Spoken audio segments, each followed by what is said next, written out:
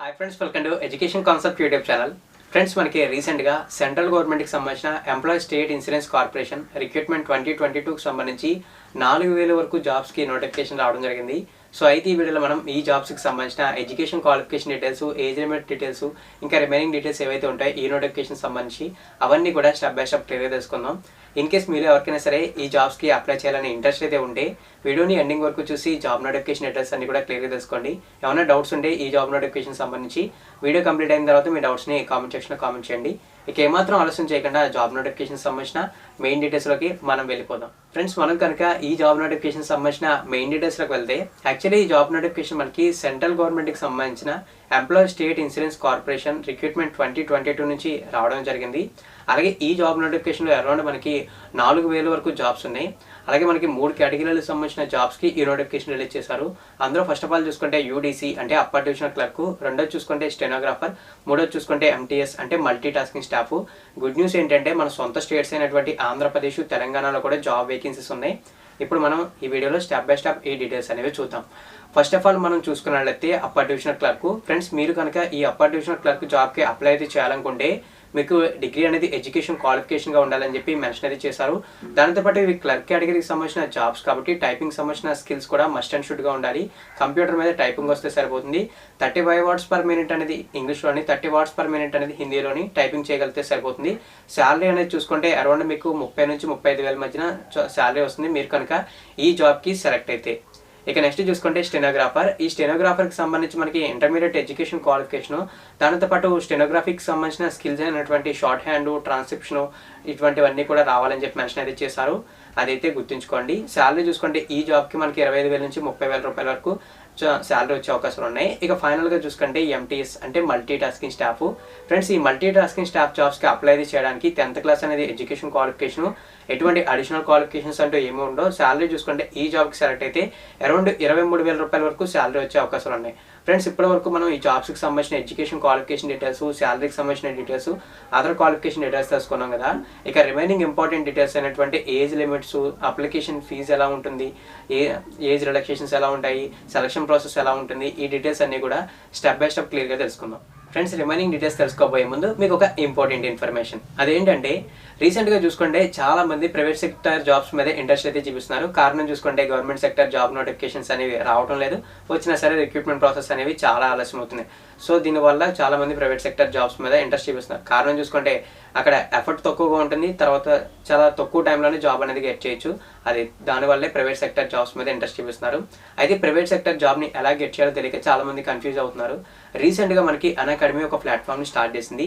Platform name చూసుకుంటే రీలెవెల్. దీంట్లో చూసుకుంటే మనకి ప్రైవేట్ సెక్టర్ జాబ్స్ అనేవి రెగ్యులర్గా హైరింగ్ జరుగుతుంది. ఒకవేళ మీరు ఏదైనా ఒక డ్రీమ్ జాబ్ అని అనుకున్నట్లయితే ఆ డ్రీమ్ జాబ్ని మీరు ఈ వెబ్సైట్లో రిజిస్టర్ చేసుకుంటే 15 డేస్లో గెట్ చేయొచ్చు. అది అలాగే ఇప్పుడు మీకు నేను చెప్తాను చూడండి. ఫస్ట్ ఆఫ్ ఆల్ మీకు నేను వీడియో కింద డిస్క్రిప్షన్లో రీలెవెల్కి సంబంధించిన అఫీషియల్ వెబ్సైట్ లింక్ ఇస్తాను. అక్కడ క్లిక్ చేయండి. అక్కడ రిజిస్టర్ అని కనబడుతుంది కదా, రిజిస్టర్ మీద క్లిక్ చేస్తే మీ మొబైల్ నెంబర్ ఎంటర్ చేయమంటుంది. ఎంటర్ చేసిన తర్వాత మీకు ఒక ఓటీపీ వస్తుంది. ఆ ఓటీపీ సబ్మిట్ చేస్తే మీ బేసిక్ డీటెయిల్స్ అయినటువంటి మీ నేము, మీ డేట్ ఆఫ్ బర్త్, ఈ డీటెయిల్స్ తీసుకున్న తర్వాత సబ్మిట్ చేయమంటుంది. అక్కడ చూసుకున్నట్లయితే మీకు ఏ సెక్టార్లో సాఫ్ట్వేర్ సెక్టార్లో ఇంట్రెస్ట్ ఉందా, లేదా టెక్ జాబ్స్ మీద ఇంట్రెస్ట్ ఉందా, లేదా ఐటీ సెక్టార్లో, లేదా డెవలపర్ సెక్టార్లో ఇంట్రెస్ట్ ఉందా అని కొన్ని కాలమ్స్ అడుగుతుంది. ఆ కాలమ్ని సెలెక్ట్ చేసిన తర్వాత కొన్ని మాక్ టెస్ట్లు అనేవి అవైలబుల్గా ఉంటాయి. ఆ మాక్ టెస్ట్లు అటెంప్ట్ చేయాలి. ఫ్రెండ్స్, మీరు మాక్ టెస్ట్ అటెంప్ట్ చేయడానికి ఎటువంటి మనీ పే చేయాల్సిన అవసరం లేదు. అది గుర్తుంచుకోండి. మాక్ టెస్ట్ని అటెంప్ట్ చేసి మీరు 70% అబోవ్ స్కోర్ అనేది చేస్తే ఏదైతే మనకి రీలెవెల్ అండర్టేకింగ్లో ఉన్నటువంటి టాప్ మోస్ట్ ఎంఎన్సీ కంపెనీస్ అవని, రికగ్నైజ్డ్ ప్రైవేట్ కంపెనీస్ అవని, లేదా స్టార్ట్అప్ కంపెనీస్ అవని, ఆ కంపెనీస్లో జాబ్ ఓపెనింగ్స్లో మీకు ఏదైతే రోల్ ఉంటుందో ఆ రోల్కి మీకు ఇంటర్వ్యూస్ని అరేంజ్ అయితే చేయడం జరుగుతుంది. ఒకవేళ మీరు ఫెయిల్ అయినా సరే మళ్ళీ ఆ టెస్ట్లు అయితే రాయొచ్చు. అది క్లియర్ అయితే గుర్తుంచుకోండి. దీని అంతటికీ వాళ్ళు సింగిల్ రూపీ కూడా ఛార్జ్ చేయరు. దానితో పాటు ఇందులో మనకి బాగా రికగ్నైజ్ అయినటువంటి ప్రైవేట్ కంపెనీస్ అయినటువంటి క్రెడ్, మీషో, యాత్ర, అన్అకాడమీ అవని, లేదా 1MG అవని, రెడ్ బస్ అవని, ఇంకా చాలా ప్రైవేట్ కంపెనీస్ ఉన్నాయి. అలాగే మనకి టాప్ మోస్ట్ స్టార్ట్అప్ కంపెనీస్ అన్నీ కూడా ఇందులో అవైలబుల్గా ఉన్నాయి. మీరు కనుక ఒక జాబ్ అనేది గెట్ చేయాలనుకుంటే రీలెవెల్ ప్రొవైడ్ చేసి అవకాశాన్ని యూటిలైజ్ చేసుకోండి. లింక్ అయితే వీడియో కింద డిస్క్రిప్షన్లో ఉంటుంది. ఫ్రెండ్స్, మీకు మళ్ళీ చెప్తున్నాను, 1 రూపీ కూడా స్పెండ్ చేయాల్సిన అవసరం లేదు. ఇంట్రెస్ట్ ఉన్న క్యాండిడేట్స్ కంపల్సరీగా అవకాశాన్ని యూటిలైజ్ అయితే చేసుకోండి. ఇక మళ్ళీ మనం మన జాబ్ నోటిఫికేషన్ సంబంధించిన మెయిన్ డీటెయిల్స్లోకి వెళ్ళిపోదాం. ఫ్రెండ్స్, మెయిన్ డీటెయిల్స్లోకి వెళ్తే ఫస్ట్ ఆఫ్ ఆల్ మనం తెలుసుకోవాల్సింది ఏంటంటే ఏజ్ లిమిట్స్ విషయంలోకి వెళ్తే అప్పర్ డివిజనల్ క్లర్క్ కానీ, స్టెనోగ్రాఫర్ కానీ కామన్గా ఏజ్ లిమిట్స్ ఉన్నాయి. అవి చూసుకుంటే అప్లై చేయడానికి మినిమం ఏజ్ 18 సంవత్సరాలు, మాక్సిమం 27 సంవత్సరాల వరకు అప్లై చేయొచ్చు. ఇక మల్టీ టాస్కింగ్ స్టాఫ్ చూసుకుంటే మినిమం ఏజ్ 18 సంవత్సరాలు అప్లై చేయడానికి, మాక్సిమం 25 సంవత్సరాల వరకు అప్లై అయితే చేయొచ్చు. ఏజ్ రిలాక్సేషన్స్ అనేవి జనరల్ కేటగిరీ అభ్యర్థులకి ఎటువంటి ఏజ్ రిలాక్సేషన్స్ ఉండవు. ఓబీసీ కేటగిరీ అభ్యర్థులకి 3 years age relaxation, SC ST category అభ్యర్థులకి 5 years ఏజ్ రిలాక్సేషన్. ఇవైతే ఏజ్ రిలాక్సేషన్ డీటెయిల్స్. ఇక నెక్స్ట్ మీకు అప్లికేషన్ ఫీజు డీటెయిల్స్ చెప్తాను చూడండి. అప్లికేషన్ ఫీజు చూసుకుంటే 500 రూపీస్. ఎవరైతే unreserved OBC economical weaker section ఉంటారో వీళ్ళు 500 పే చేయాలి. రిమైనింగ్ ఎవరైతే ఎస్సీ ఎస్టీ ఉంటారో వాళ్ళు 250 రూపీస్ అప్లికేషన్ ఫీజు పే చేసి ఈ జాబ్స్కి అప్లై చేసుకోవచ్చు. అదైతే గుర్తుంచుకోండి. ఇక నెక్స్ట్ మీకు ఇంపార్టెంట్ డేట్స్ చెప్పాలి. ఇంపార్టెంట్ డేట్స్ చూసుకుంటే నోటిఫికేషన్ మనకి జనవరి 15వ తారీఖు నుంచి స్టార్ట్ అయింది అప్లై ప్రాసెస్ నోటిఫికేషన్కి సంబంధించి. ఇక ఫిబ్రవరి 15వ తారీఖు అనేది లాస్ట్ డేటు. ఇక మనకి మార్చ్ మంత్ లాస్ట్ వీక్లో మనకి వీటికి సంబంధించిన ప్రిలిమ్స్ జరుగుతాయి ఎగ్జామ్స్.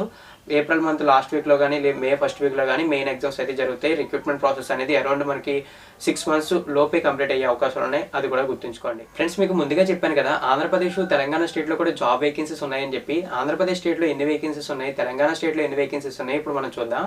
ఫస్ట్ ఆఫ్ ఆల్ ఆంధ్రప్రదేశ్లో చూసుకున్నట్లయితే మనకి అప్పర్ డివిజనల్ క్లర్క్కి సంబంధించి 7 వేకెన్సీస్ ఉన్నాయి. స్టెనోగ్రాఫర్కి సంబంధించి 2 వేకెన్సీస్ ఉన్నాయి. మల్టీ టాస్కింగ్ స్టాఫ్కి సంబంధించి 26 వేకెన్సీస్ ఉన్నాయి. టోటల్గా మనకి ఆంధ్రప్రదేశ్ స్టేట్లో 35 పోస్టులు అయితే అవైలబుల్గా ఉన్నాయి. ఇక నెక్స్ట్ మనం తెలంగాణ స్టేట్లో ఎన్ని వేకెన్సీస్ ఉన్నాయో చూద్దాం. ఫ్రెండ్స్ ఇక మనం తెలంగాణ స్టేట్లో చూసుకున్నట్లయితే అప్పర్ డివిజనల్ క్లర్క్కి సంబంధించి 25 వేకెన్సీస్ ఉన్నాయి. తర్వాత స్టెనోగ్రాఫర్కి సంబంధించి 4 వేకెన్సీస్ ఉన్నాయి. ఫైనల్గా మల్టీ టాస్కింగ్ స్టాఫ్కి సంబంధించి 43 వేకెన్సీస్ ఉన్నాయి. టోటల్గా తెలంగాణ స్టేట్లో చూసుకుంటే 72 వరకు పోస్టులు అయితే ఉన్నాయి. ఫ్రెండ్స్ ఎవరైనా సరే సెంట్రల్ గవర్నమెంట్ జాబ్ తెలుగు స్టేట్లో గెట్ చేయాలనుకుంటే వాళ్ళు ఈ అవకాశాన్ని యూటిలైజ్ అయితే చేసుకోండి. నోటిఫికేషన్ రిలేటెడ్ డీటెయిల్స్ అన్ని కూడా క్లియర్గా ఎక్స్ప్లెయిన్ చేశాను అనుకుంటాను. ఇన్ కేస్ ఇంకా ఏమైనా డౌట్స్ ఉంటే కామెంట్ సెక్షన్లో కామెంట్ చేయండి. మీకు డౌట్స్ని క్లియర్ చేయడానికి ప్రయత్నిస్తాను.